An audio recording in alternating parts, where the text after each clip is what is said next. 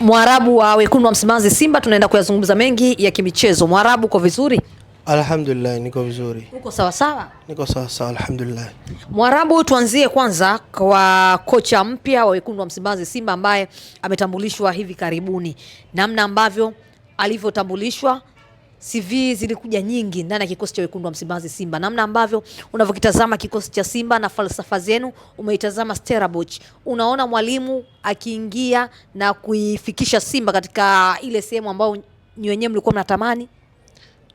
Siwezi kusema kwa asilimia 100 kwamba anaweza kufikisha pale ambapo sisi tunapataka, kwa sababu sio kila kocha mzuri kwenye kila timu anaweza kufanya vizuri. Anaweza kuwa kocha mzuri kwenye timu za nyuma alizotoka, lakini akaja Simba akashindwa kuipa mafanikio. Kwa sababu kila kocha ana mbinu zake na falsafa zake. Inawezekana akawa zinafanana falsafa, lakini wachezaji waliokuwepo pale yeye hawezi kuwatumia. Na Simba, kumbuka, imesajiliwa na kocha mwingine na hayupo kwa sasa. Ndakutolea mfano mfupi. Mfano, wakati Fadru yupo alikuwa anamchezesha Kante na Kagoma. Lakini alipokuja Pandev akawa anamchezesha Kante na Nabi, kwa sababu alikuwa anasema Kagoma fit sana, alimweka sabu. Pia ukiacha hivyo, Pandev alikuwa anamwamini Ahoua kucheza namba 8, na lakini alivyoondoka Pandev, Matola akawa hamwamini kucheza namba 8, anamchezesha namba 10, na akawa anamwamini Kagoma na Kante. Kwa anaweza kaja kocha akakwambia ni kweli naweza kufanya hivi, lakini inahitaji mchezaji mmoja huyu na huyu. Dirisha dogo, kupata mchezaji ni ngumu. Na hata sio mchezaji, hata kupata kocha. Kwa mimi naamini walichokifanya Simba kupata kocha huyu ambaye ana umri mkubwa na uzoefu pia, inaweza kusaidia kutukavuka tu, kwa sababu kipindi hiki tunamaliza mwaka au tunaenda Januari, ni ngumu kupata kocha. Utaenda kumpatia, kila kocha yupo na jukumu lake, na amna kocha ambaye atakubali kuacha jukumu. Kwa sababu tuache uongo, watuseme ukweli, kuna kibarua kipo ambacho cha kuivusha Simba kwenda ni robo final ya CAF Champions League. Tumepoteza mechi 2 lakini hujakata tamaa. Kwa hiyo lazima kocha atapotoka kule angalie, je, naenda kufanya nini? Je, nakutana na wachezaji gani? Kwa hiyo nachoamini Simba amefanya jambo sahihi na kocha ataweza kutusaidia inshallah.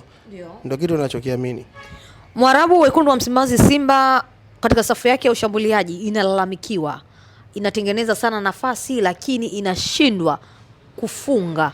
Unafikiria wachezaji wanakosa umakini ama tatizo ni nini haswa katika safu yenu ya ushambuliaji? Safari hii mlikuwa mnatamba na mnatembea kifua mbele kwamba Simba imesajili vizuri, Simba inaenda kurejesha heshima yake ndani ya ligi kuu Tanzania bara. Misimu takriban 4 mfululizo mmekosa makombe, lakini tabu iko pale pale.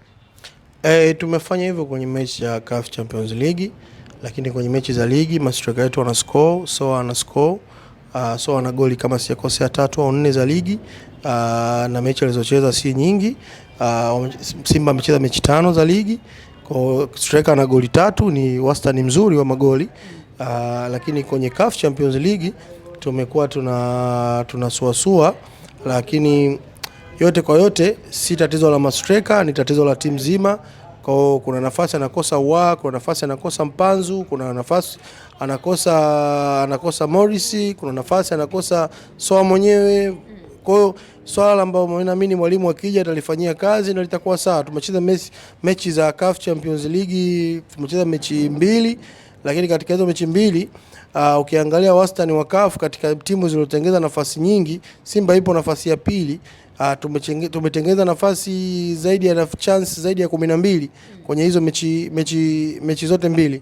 Kwa hiyo naamini mwalimu akija kuona ile tatizo, basi tutakuwa tuna uwezo wa kuscore goli nyingi kwa kila mechi kimaliza ile tatizo. Jonathan Soa, baadhi ya wachambuzi lakini pia maneno mtaani wanasema Soa yule wa Singida sio Soa wa Simba, kiwango chake kana kwamba kimedrop kidogo. Kwa nini wanasema hivyo wakati Soa kwenye mechi 5 za ligi na ana goli 3 za ligi? Unajua, ngoja nikwambie, hata ile swala la kumwandama ni kumtoa mchezoni. Unajua watu wamekalili kwamba mwizi ni mwizi tu, hata kama ikitokea hajaiba atasingiziwa yeye, watu ambao hawamjui.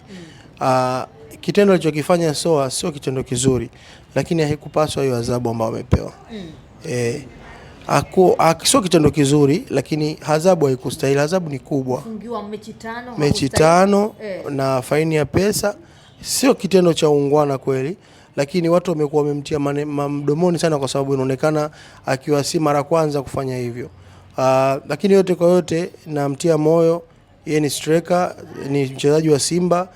Kumbuka atakuwa na maadui wengi kwa sababu yuko katika timu kubwa na anafanya makubwa. Siku zote ukifanya makubwa kubali kuwa na watu wengi wabaya kuliko wengi wazuri kwa muda huu ambao unajipambania. Namtolea mfano kwa Fiston Mayele, amepambana mpaka sasa amekuwa striker ambaye anategemewa hata katika timu yake ya taifa ya Kongo na timu yake ya taifa ya timu yake ya klabu ya Pyramid Panga Pangua. Yeye ni striker namba 1, ana ofa kubwa sana. Kwa hiyo namtia nguvu, aendelee kupambana, asisikize maneno ya watu. Yeye ni bado mchezaji wa Simba na kila kitu kinapangwa na Mwenyezi Mungu, na tunaamini uwezo wake mpaka yuko Simba pale. Na yote atamwambia Soa akashuka, amfananishe na striker wake gani mwenye magoli 3 kwenye ligi. Unahisi ni propaganda za kumtoa mchezoni? Sasa nikikuuliza unasema Soa ameshuka, Dube amefanyaje? Dube ana goli ngapi kwenye ligi? Goli kama 1. Kitambala ana goli ngapi kwenye ligi?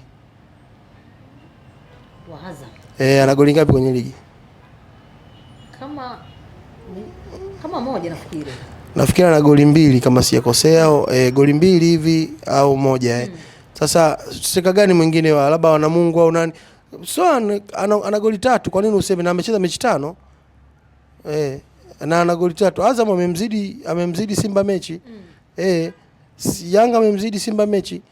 Kila mnyama akipoteza maneno yanakuwa ni mengi. Kwa sababu ndio timu kubwa zilivyo. Yaani timu kubwa yote kione kipo. Yaani ukiona kuna timu inapoteza afu watu waongee jua ni timu ndogo. Lakini ukiona chochote kinafanyika afu kikavuma jua iko ni kitu kikubwa. Kwa mnyama ni timu kubwa. Wewe unaonaje? Wewe mnyama kastiki pale kwenye 5 bora ya Afrika muda gani sasa hivi? Anaendelea kumaintain. Anaendelea kumaintain na tutarudi kwenye nafasi yetu. Tumeshuka tu kwa muda mfupi tu nafasi yetu, lakini tutarudi kwenye nafasi yetu pia. Ukiangalia Young Africans wanakuja wangu kwa nyuma. Hapana, hawezi kufika kule tulipofika sisi kule kwa wakubwa kule. Hivi unajua kule tukoonana nani? Kule kuna Al Ahly.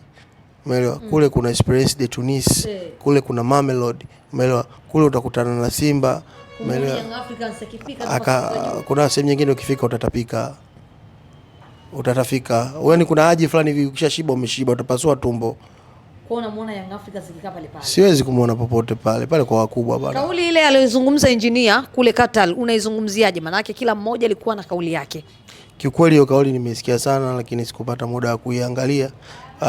Yani ya kuifuatilia, sikutamii ujue ni mtu ambaye sijiingizaji sana kwenye masuala ya viongozi.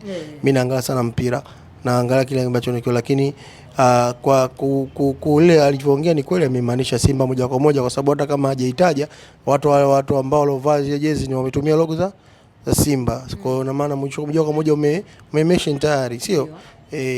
Lakini mwisho wa siku mimi nafikiri ndugu zangu Simba waachane nalo tu. Waachane nalo na sisi tuachane na mambo ya kututoa kwenye reli. Sisi tuangalie tunapotakiwa kwenda.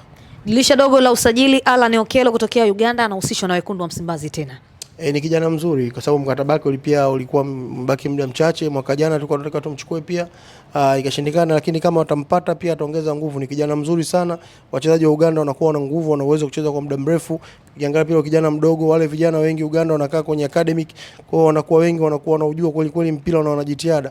Kwa hiyo kama nafasi ya kumchukua basi achukuliwe, ni kijana mzuri. Lakini mimi nafasi ambazo napendekeza, tukipata midfielder ambaye kama Ngoma namba 8 anaweza kupeleka timu ikiwa inashambulia na kukaba ikiwa inashambuliwa, na kijana ambaye atakuja kumsaidia Kapombe, na kijana ambaye atakuja kumsaidia mzoefu ambaye atakuja kumsaidia Mligo, fullback namba 3. Namwamini Mligo, lakini anahitaji mtu ambaye atampa uzoefu.